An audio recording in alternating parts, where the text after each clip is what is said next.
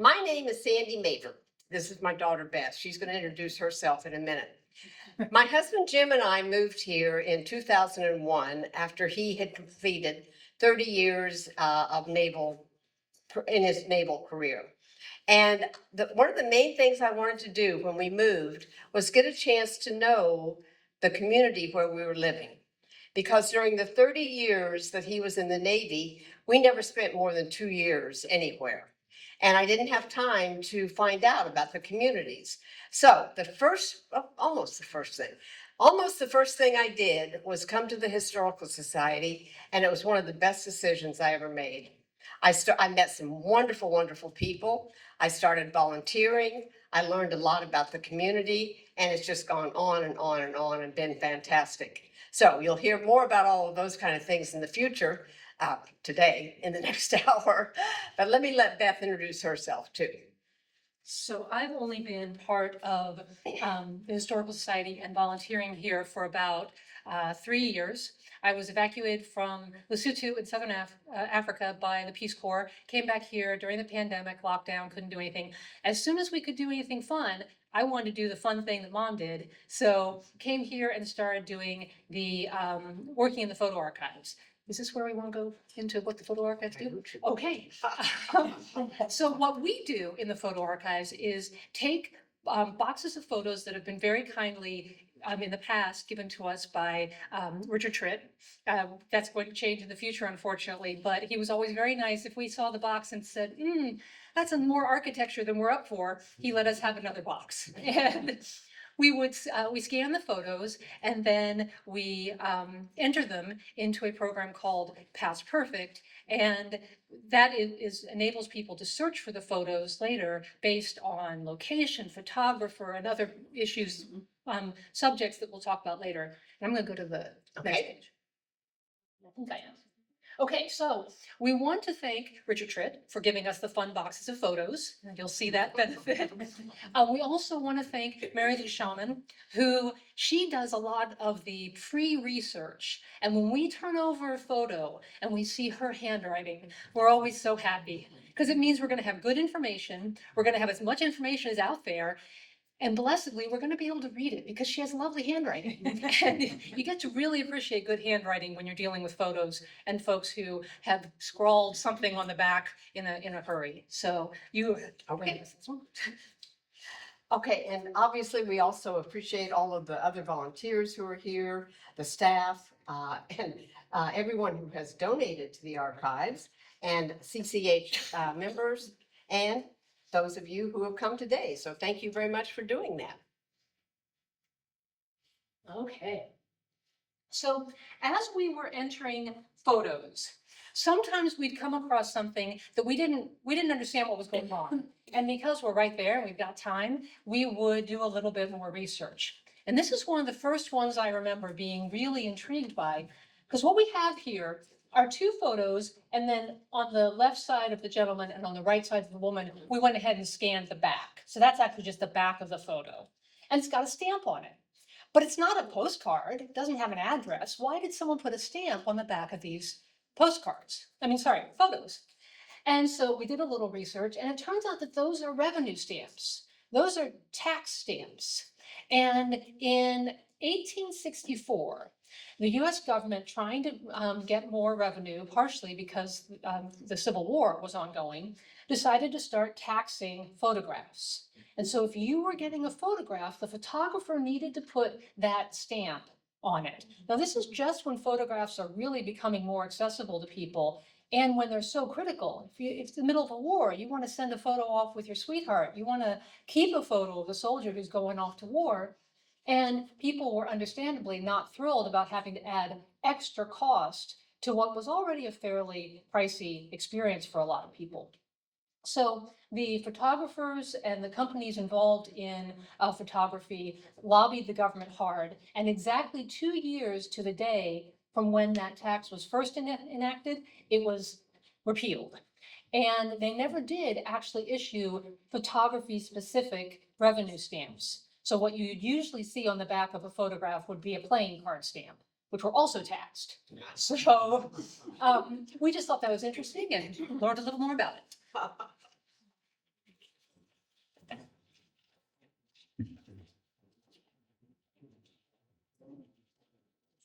So in terms of doing research, we didn't do nearly as much research on this one, but I loved this photograph because it said in the archives, in the box where we got the photo, that it was a reunion of the 150th Regiment Pennsylvania Volunteers Infantry GAR group in front of the First Presbyterian Church. So the fact that we knew what the group was and the fact that we knew where they were standing was really important to us. So we looked at the photo more closely, and it's obviously a group of older men, some wearing Union Army hats, some wearing ribbons, all in suits and hats.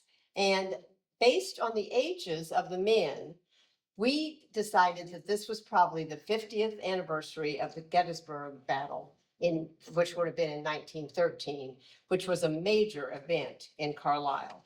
And these men were able to participate in that major event. And let me ask you, can you hear me if I just stand right here? All right, we'll stop doing that shuffle. Yeah. So some of you may know that in a previous life, I was an engineer. So when I saw this picture, I was super excited because what an engineering picture, this gentleman sitting in front of all this cool gadgetry. And when we are looking at the photos, we often feel like we're in like a CSI television show. We zoom in, we try to clarify things. So I felt very clever and I zoomed in on those gauges at the top, which told me nothing. And then we zoomed in on the text on the box where he's sitting. And that was actually useful. And I don't know if you can actually read it on the screen, but I'll read it to you. It says, the Linde, Linde, Air Products Company, Buffalo, New York. I worked for them for 50 years or 47 years. And lived in Buffalo, New York. And, well, am I correct in what internet told me, which said that it might have had to do with the Manhattan Project? You may not be able to. In the Manhattan Project was in the 1940s. Yes, they did work on the Manhattan Project in Buffalo. Well, there you go. I'm an actual And I expert. worked at the same site for 15 years after it was remediated. Do you recognize this guy? Because according to the back of the picture, he's Paul. If that narrows it down. Well, thank you. There you go. That was a fun picture for My us. goodness. Well, that was worth the price Yeah, of that was admission worth it. coming today. I need a copy of that, please. Okay, we can make that happen. Okay. Now, this is going to be a series of 3 photos that are all about the same location. The photo in the box that we originally got said that this was taken across College Street in Carlisle, Pennsylvania, showing 2 people standing on neighboring front porches. Now you can see that in the left-hand photo. One house is identified as the Ziegler House, which may be number 211. Then the other photograph on the right was taken from an upstairs window of a house in Carlisle, likely the Ziegler House at 211 North College. Now, on the back of the photo, it says that there's a woman holding a baby. Now, the baby is identified as Miss Anna Elizabeth Ziegler, taken at the age of 8 weeks and weighing 9 pounds. So obviously, Mrs. Ziegler, the mother, is anxious to show off her baby to the woman who's standing below the area where she's standing in the yard next door. Now, all of that absolutely thrilled me as a mother myself and, et cetera, et cetera.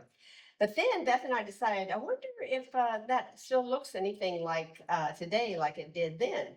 So we drove up to 211 North College Street. I don't have a picture of that, but I can show you very much what it looks like. But before I do that, look at the woman standing in kind of the middle of the left-hand photo with the beautiful facade. And next to it, there's a house with an awning. Pay attention to that house with the awning because I'm going to mention it again in a minute, okay? So, this is what it looks like now. Except for the fact that the woman with the baby isn't standing there, it looks very, very similar. And the house on the right-hand side of this photo also looks different and still has an awning. Looking back at the original photo, we realized that underneath that awning, it says fine groceries. So Mrs. Ziegler didn't have to go very far to get her groceries. All she had to do was go next door. Which we'd love to pretend that that's how we figured out where the house was, but someone had actually written it on the back, so that was not big CSI action on our part. But this one, okay, so we almost didn't include this slide because now it's what's called a real photo postcard.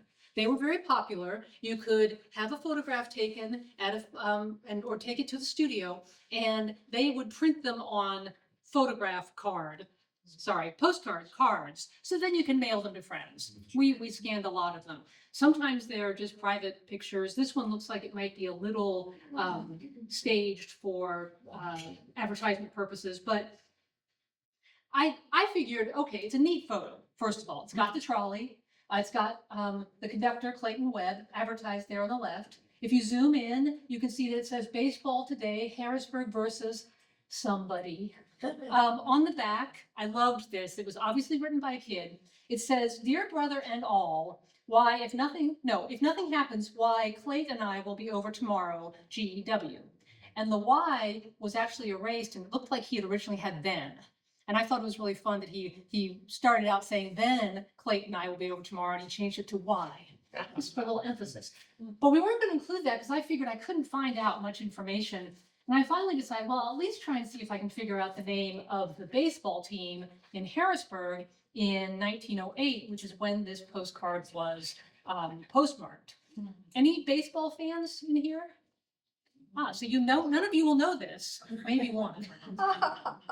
There is so much baseball information online. Not only did we find out that Harrisburg's baseball team was the Senators, we found their complete roster. We found all of their stats, which mean nothing to me. We found out where every one of the players is from. It was very cool. So we also found out that in 1908, the Harrisburg Senators had an 80-win, 47-loss season. They were second in the Tri-State League, which is a B level. Don't ask me any more details. I don't know what any of this means. But the other members of the Tri-State League are the Altoona Mountaineers, the Johnstown Johnnies, the Lancaster Red Roses, the Trenton Tigers, the Williamsport Champions, the Wilmington Peaches, and my personal favorite, the Reading Pretzels.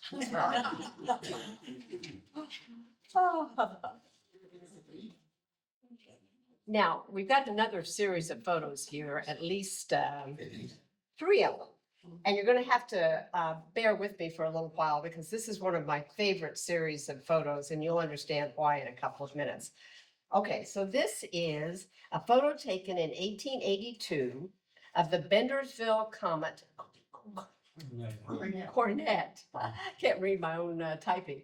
The Bendersville Cornet Band in an open carriage drawn by 4 horses. Okay, I'm going to go forward just for a minute. And if you look real closely under where the men are sitting, you can barely read Bendersville Cornet Band. Now,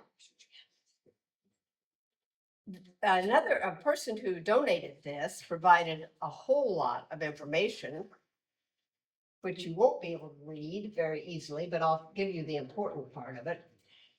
This picture was reproduced in 1957 from a picture taken in 1882. So the original picture was 1882. It was reproduced in 1957. And the gentleman that had the picture reproduced and supplied the information on the picture is Walter A. Klein from Bendersville. Now, I'll mention that again in just a minute, because it says, note, Edward Becker, the only man living today, in the write-up. But it doesn't say anything about when that notation was made. So we don't know when he was announcing that Edward Becker was the only man living today. And dates like that are really important if you're trying to put information into historical society archives. But just so that you know, you see about halfway down on that photo, there are, I could count them. 2, 4, 6, 8, 10, 12, 13 maybe names and the band instruments that they played. one of the things that Beth and I do is enter every name that is legible or included in a photo. So that in the future, if somebody is looking up specifically Edward Becker, they can find this photo and know a little bit more about what Edward Becker was doing in 1882. So I love this photo for a number of reasons, but one of the main reasons I loved it is because in the last decade or 15 years, our family has become huge fans of the Carlisle Town Band. Now, in this time period, 1882, almost every community had a brass band. And Carlisle also had a town band. And in fact, I'll read you a few dates here, okay? The Carlisle brass band was in 1844. Woodwinds were added in 1866. And in 1905, the entire band enlisted as the 8th Regimental Band, Pennsylvania National Guard. Now we're talking about the Carlisle Brass Band. That's going to become very important in just a second. In 1907, they became the 124th Cavalry Band and served and played on horseback. In 1916, they were sent to El Paso during the war with Mexico. In 1922, as a tribute to their service in Texas, they were designated the governor's own.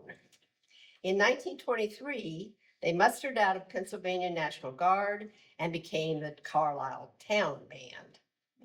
And in 1960, women were admitted. Wow.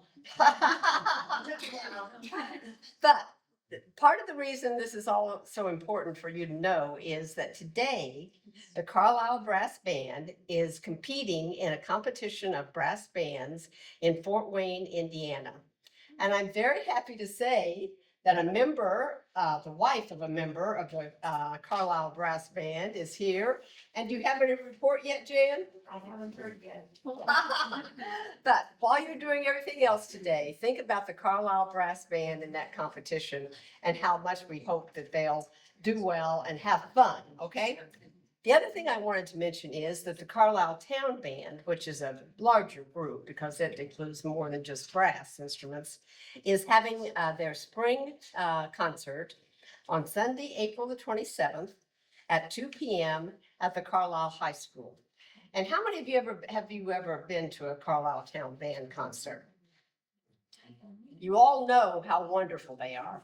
Not only are they free, but they're wonderful. So make a note of that. And on Sunday, April the 27th at 2 p.m., I hope to see you at the Carlisle High School.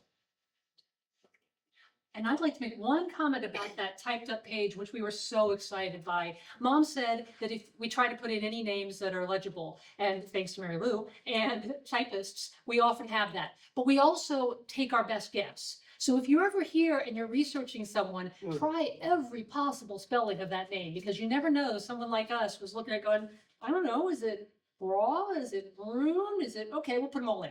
So we do. So go ahead and check. So the next picture, this was just a tiny little CSI moment, but I enjoyed it. So cute little boy, we're gonna have more cute kids later. Wayne Neff, aged about 4, and he's standing in front of a door, and you'll see there's a flag and a sticker. So we zoomed in on the flag and the sticker, and we did a little bit of research, and I was just very pleased to learn that the flag with the 2 stars indicates 2 family members serving in World War II. And the sticker says, "We gave." And some of the versions of the "We gave," which were for war bond purchases, also included the text, "For our own and for our allies." I thought that was kind of inspiring.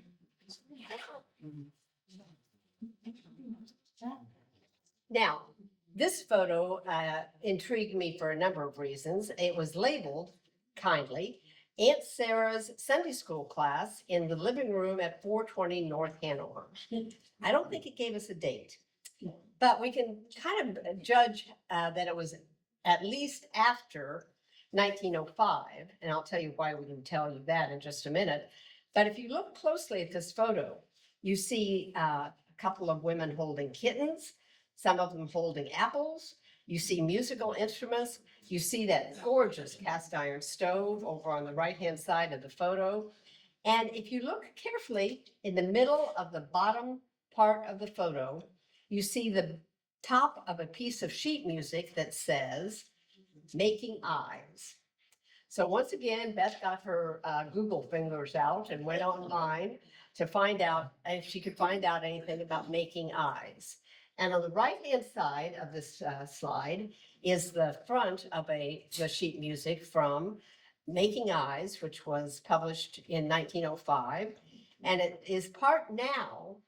Now, these ladies didn't have to do what I'm going to tell you you could do if you wanted to. They probably went out to their local music shop and bought the sheet music. But if you wanted to get the sheet music for Making Eyes now, you could go to the collection by the University of Maine, and the college will make a scan of that sheet music available to you. And we checked it out, and neither of us actually play music, so we can't tell you anything about the tune, but the words are pretty darn corny. But free. The price is right.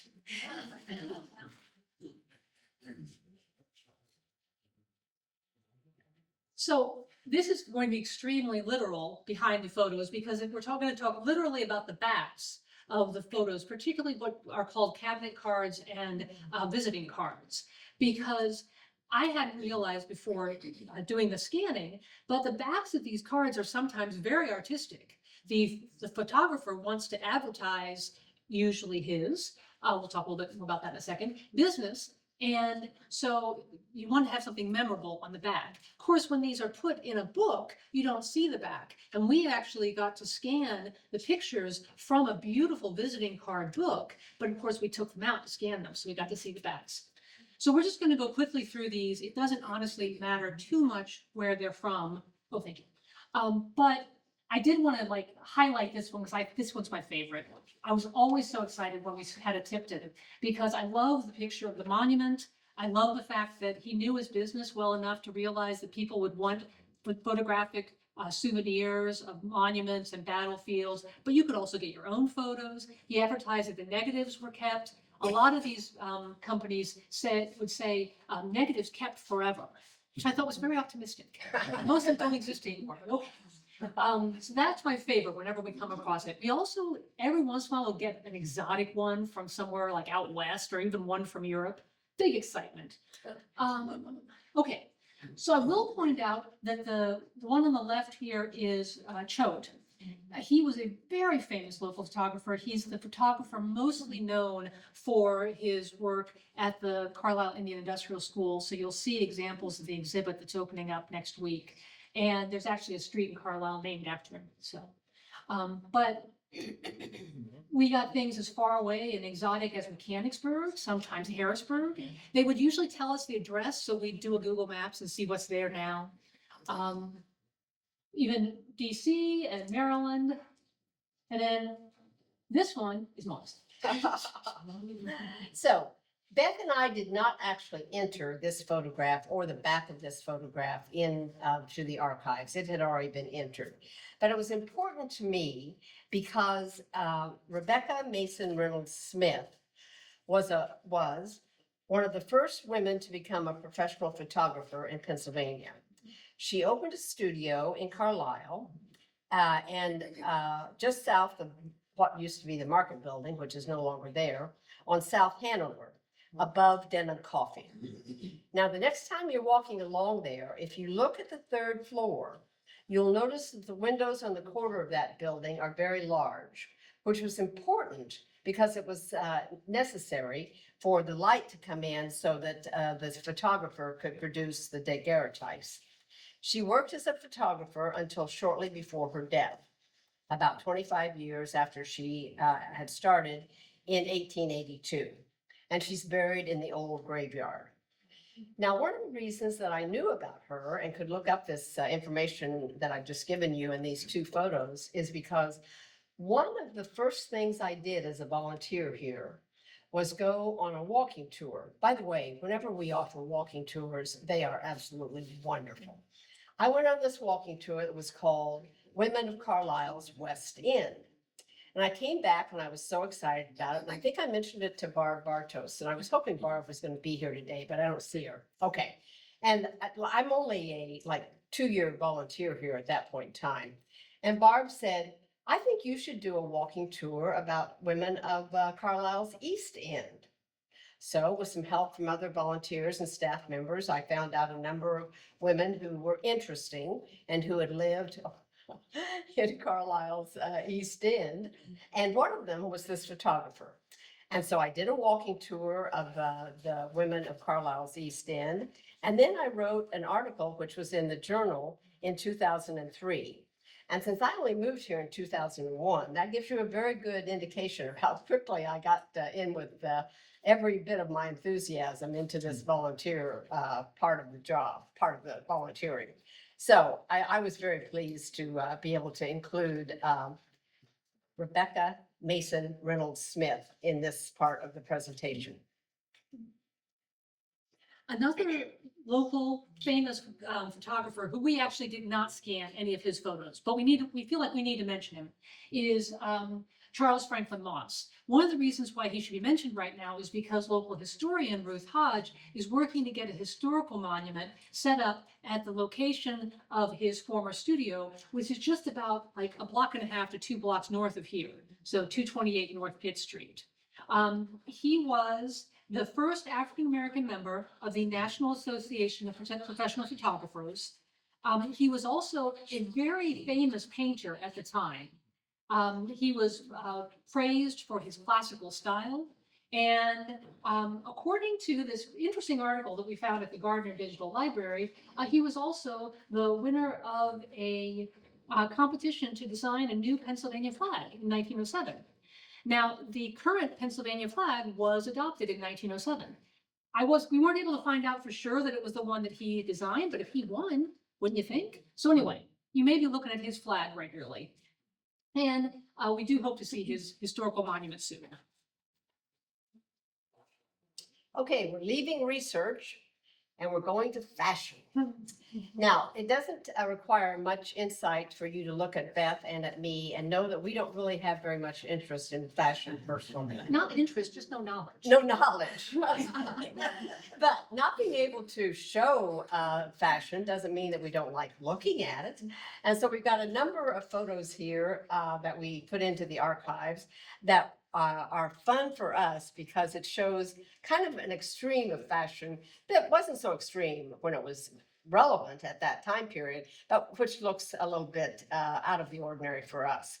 And all I'm going to say about this slide is that the 2 hats, the hat that each of those women is wearing is just definitely fun.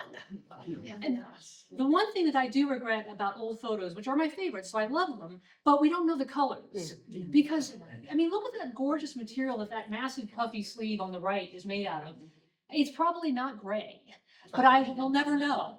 And I just love to imagine that it's bright chartreuse.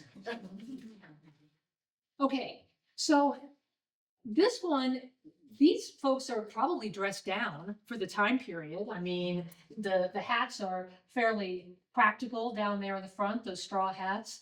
They're still dressed more formally than anything I own, with the wrist to ankle coverage. Hopefully cotton, possibly wool. This is a picnic, and I think it was labeled that it was around July 4th. So not when I wouldn't be wearing anything from wrist to ankle.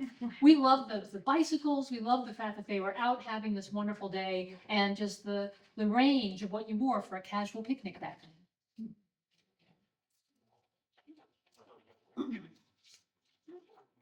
Now, I like both of these photos. First of all, the one on the left, the man just sitting there nonchalantly on the arm of that chair, I think is great because he just looks so cool and so collected.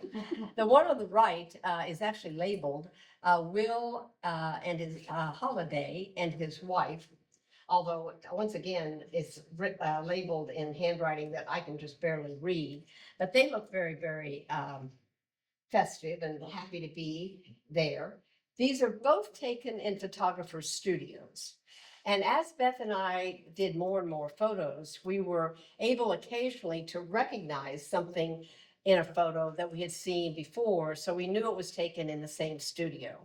For instance, If you've seen that chair that the man is resting against once, and you know what studio it was in, you can pretty well be sure that if you see that chair again, it was in the same studio.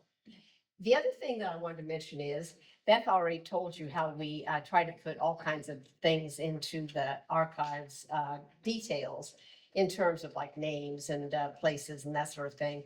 We possibly go a little bit excessive on putting in things that people might like to research, like wooden chair, wicker chairs, straw hats. Um, and hopefully, if anybody ever comes to the Historical Society and wants to find out information about wicker chairs, they'll find half a dozen or more photos that Beth and I have put in and included that part in the archives. This could be your chance, the wicker chair article of your dreams, waiting to be written. So this was a really fun collection to enter. They were all visiting cards from a woman named Emma Christ Webb, and they were her schoolmates at a women's school in the DC region. And so all these girls went to mostly the same photographer. On the back, it had the same photographer stamped, and got these pictures of themselves clearly in their best dress. I mean, you want to show off if you're sharing pictures with your school chums. And so we love the hats, the feather neck thing going on there. And there were many more. And all these girls exchanged these photos, and Emma Christ Webb kept them.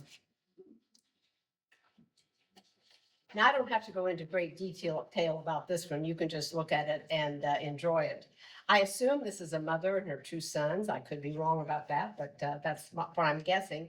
And I just wanted you to notice the bow tie on the little boy to the left, the gorgeous hat on the mother, and the double-breasted suit and tie on the little boy to the right. So dapper. So we actually got to put in certain search terms. Most of the time, if you type in a search term and it's been used before, it just pops up. And then but every once in a while, we insisted that this new search term be available. And one of them was hair bows, because oh my gosh, did they wear hair bows? And I thought that was a prime example of the genre. And then we also put in, and I never studied French, so I'm not going to say this word in French, but it's the kind of glasses that pinch your nose. We put that one in too. So if you're going to write an article about that, there's now pictures that you can find. Once again, we've got three interesting, in a couple of cases, slightly amusing photos here of two little boys and an older boy. I love the little guy on the left. I absolutely love his little skinny legs inside those tights. And then his pantaloons above the knee. And then the little guy in the middle, that's not a hair bow. Did we ever put in chest bow? I don't know, but We should have. And then the guy on the right, even though it looks like it might have been outside, this was inside a photography studio also. And that was a very elaborate backdrop for that particular photographer. Okay, this one, I mean, you don't really have to talk about the one on the left. Those ladies, I would love to know what colors those gorgeous shiny materials are. Look at the hats. The one on the far left, I mean, is that an entire bird? I don't know, but it's wonderful. And wearing the gloves, just really dressed up for this. And we got to go to a presentation a while back that was about fashion in photographs of African Americans. And one of the things that the curator, who was from the Shippensburg Fashion Archive, said was that people portray themselves in these photos. You want to be remembered this way. You want to be remembered maybe with a prop. You've got your instrument. You've got that basket that you turn into a hat. Whatever it is, that's how you want to be remembered. I love that moment. And then the one on the right, just bless her little heart. She looks almost as stunned as I felt when I saw that icon. And it's just delightful.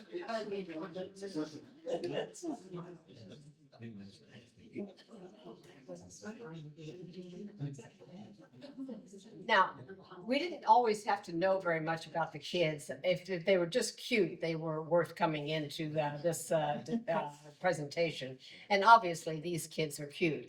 But one interesting thing that Beth and I found out, and this won't surprise a lot of you, but it did kind of surprise us, is that fashion for children, boys and girls, and names for boys and girls 100 years ago sometimes tended to be very similar. For instance, we found out at one point, we were looking at a photo that was labeled Claire, Clair. And we found out that that's the spelling for Boys. a boy. Yeah. So you could have a boy named Claire without an E. We all know, I know that Francis, spelled with a Francis with an I, is a man, whereas Francis with an E is a woman. Well, Claire with an E is a woman. Claire without an E at that point in time was a man. But curls were very common in boys and girls at that time period too. Look at that little child on the left-hand side who is labeled Clyde. Now, I think Clyde, even in that time period, was a little boy's name. And look at the curls on the top of that little guy's head and around the side too. He's adorable. The two little children in the middle aren't labeled, although they look cute. And then on the right-hand photo, it's labeled Nellie, Willie, and Annie. Now, I'm assuming that Nellie and Annie are girls' names. I would guess that Willie was a boy's name, but I might be wrong because I swear to you, they all three look like little girls to me.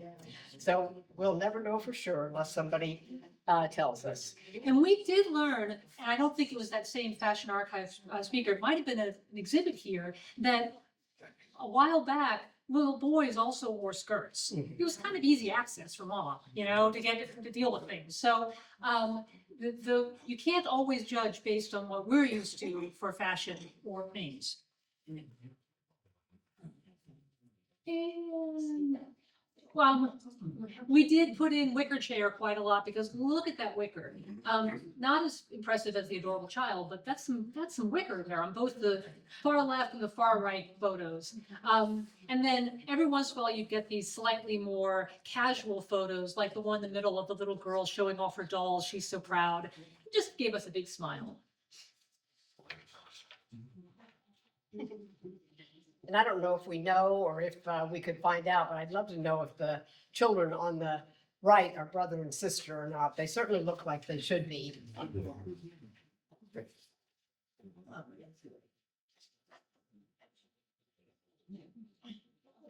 Beth and I don't have a whole lot to say about these photos. One of the reasons, and hopefully you can spend some time and enjoy looking at them. One of the reasons I enjoyed them particularly was because, again, of experiences in my own life. For instance, the two little girls riding the tricycle through with the little dog next to them and the chickens in the background. That reminds me of things I saw my own children do over the years, riding their tricycles. The little guy in the what is that thing called? The rocker. The rocking horse. I remember vividly rocking horses in my own childhood and in my children's childhood, and those were great fun too.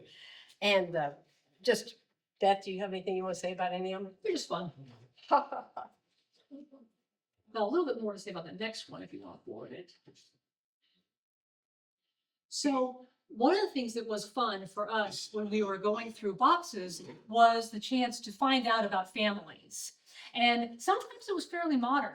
You think fashion was festive back in the early 1900s. Try the 70s. We had a whole box of 70s and 80s, and there were some outfits. But we also got to learn a little bit about the family. You get fond of them. Oh, he's got a new girlfriend, brought her to Christmas. Oh, now they're married. You didn't always know much about the family, but you got a little bit of a story. So this was one of my favorite stories, partially because the family went west, and the two photographs here, the cabinet cards, the far left one and the upper one in the center, are from Colorado. And we have some good information on these folks. The two women on the left are the daughters of Margaret Dunlap and Thomas Bell, and their names are Mary Jane Bell and Margaret Bell. And they married Joshua Kennedy and John Kennedy. We don't know for sure, but I'm assuming that's brothers, which I just think is kind of cool. Yeah. So they were out west in Colorado for that photo. We've got a great picture of Great Aunt Mary and that's how she was labeled. So obviously we got these from a great nephew or great niece. Great Aunt Mary Kennedy and her daughter Katie. And then on the far right, this one was labeled with people but not location. And I like to think that they came back to the Carlisle area for some reason, partially just because I think that's what the architecture looks like. Although I do admit that we said no to the architecture box when Richard tried to give it to us. So anyway, that's Great Aunt Mary again, and Margaret again. So the two sisters back together, their two daughters, and it was labeled Miss Ellen Dunlap, who we think is probably a cousin based on Mary Jane and Margaret's mother's name, Margaret Dunlap. So Now, I don't have a lot of identification about what we assume are family photos here. I think it's 3 generations in one photo. I think the woman sitting down on the left hand, well, in fact, she's sitting in both of them. I think she's probably the grandmother. And then on the left-hand photo, I think we probably got at least a mother and maybe an aunt and 2 children of that family. But what I do know is that the puppy that is on the grandma's lap in the left-hand photo is growing up to be much older in the right-hand photo.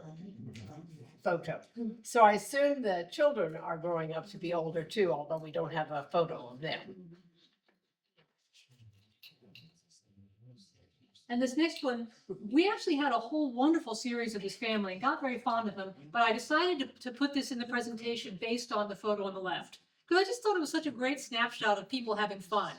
Here's William K. Clippinger, and he grabs his mom, Nora Agnes Heberlig Clippinger, and she looks a little nonplussed, but mostly happy to be there, and they're just cute together. And then we included the picture of the 3 brothers and the parents together. I just think they look like they're right out of a Hollywood movie. I mean, they all look so dapper and like they're going to be, at some grand hotel any minute now. We got fond of that family.